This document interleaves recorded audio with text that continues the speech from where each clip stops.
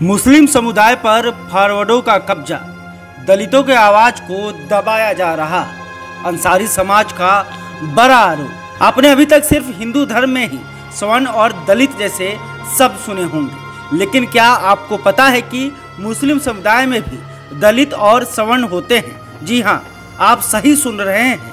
मुस्लिम समुदाय में भी हक के लिए दलित और सवर्ण में अक्सर विवाद होते रहते हैं। मुस्लिम समुदाय के दलितों का कहना है कि उनके अधिकारों को सवर्णों द्वारा छीन लिया जाता है, उनकी आवाज़ को दबाया जाता है।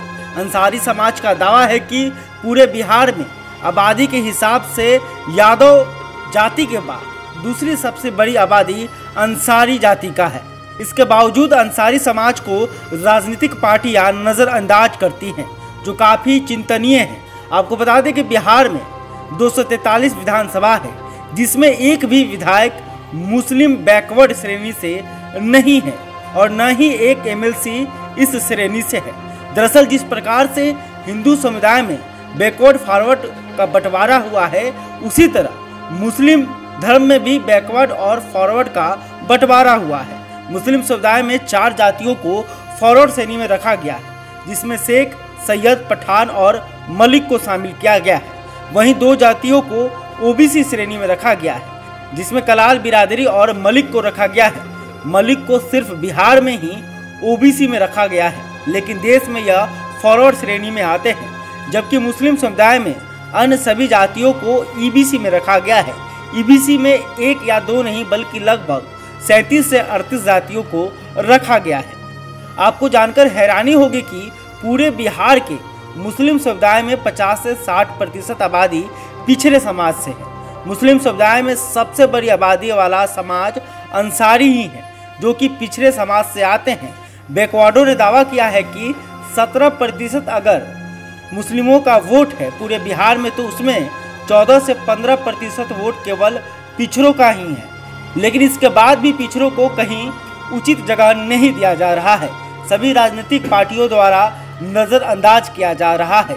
बैकवर्डों का आरोप है कि फॉरवर्ड समाज शिक्षित हैं, रुपए पैसे वाले हैं, बाहुबली हैं, इसलिए वो पूरे मुस्लिम समुदाय को रिप्रेजेंट करते हैं और सभी पिछड़ों का हक खा जाते हैं। ये सभी राजनीतिक पार्टियों में आगे रहते हैं, कभी पिछड़ों को मौका नहीं मिलने देते। चूँकि इसका सबसे बड़ा कारण यह भी है कि पिछड़े समाज के लोग कम पढ़े लिखे या यूँ कहे तो अशिक्षित हैं, जिसका लाभ मुस्लिम समुदाय के फॉरवर्ड उठाते हैं। वो कभी नहीं चाहते हैं कि पिछड़े समाज के लोगों को भी मौका मिले। आप खुद देख सकते हैं कि फयाज अहमद, तारिक शोएब, आफाक अहमद खान जैसे लोगों को राजनीति में जगह मिलता है, लेकिन जिसकी बड़ी आबादी है उसको कुछ भी नहीं मिल रहा है।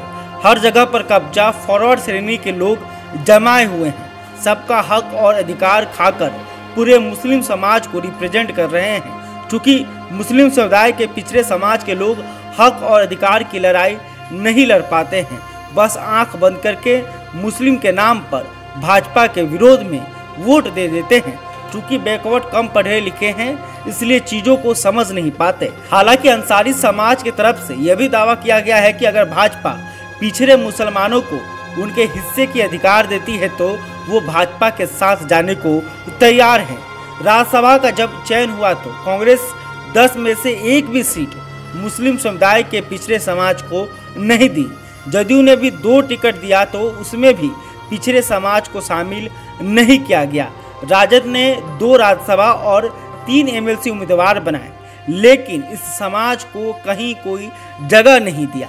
इससे आप स्पष्ट समझ सकते हैं कि पिछड़े मुसलमानों को कितना दबाया जा रहा है।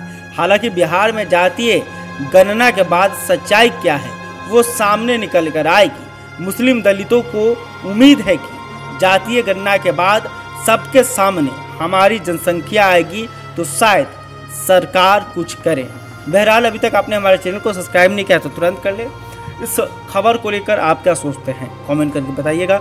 यह वीडियो फेसबुक पर देख रहे हो तो हमारे पेज को भी लाइक करें। धन्यवाद।